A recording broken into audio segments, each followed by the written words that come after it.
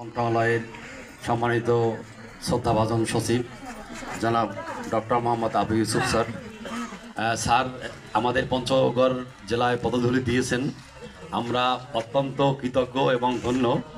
আপনারা হয়তো আজকে উপস্থিত হয়েছেন, এখানে সাংবাদিকরা আছেন।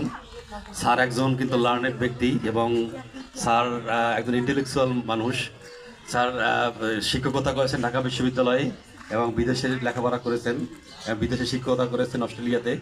তো স্যারের মতো একজন প্রাজ্ঞ মানুষ এই সমাজ কল্যাণ মন্ত্রণালয়ের মতো একটা মন্ত্রণালয়ে স্যার দায়িত্ব পেয়েছেন।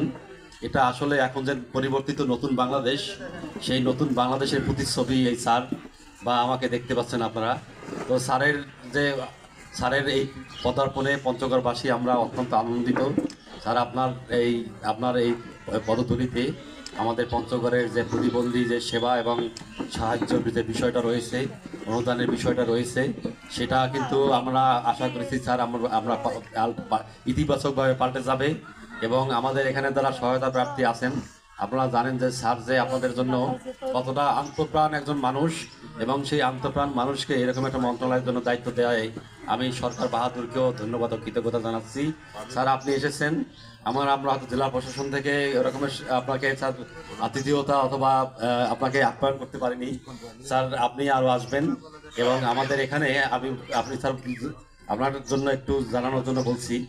এখানে আসার পরে আমি প্রতিবন্ধী এখানে যারা রয়েছেন তাদের সাথে আমি বসেছি এবং তাদের সাথে আমি তাদের কথা, জেলা প্রশাসক চান এই বই পুস্তিকায় তাদের যে চাহিদা সেটাও থাকবে স্যার, এবং সেখানে সেই জন্যই স্যার আমি আপনার কাছে কিছু তাদের পক্ষ হয়ে আবদার করেছি স্যার। আশা করছি স্যার সেগুলো পেয়ে যাব।